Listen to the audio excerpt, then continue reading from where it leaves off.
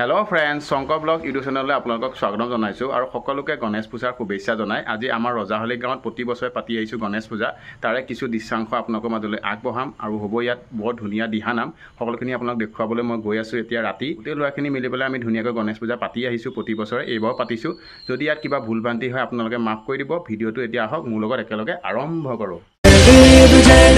जय मंगल मूर्ति दर्शन मात्रे मन कामना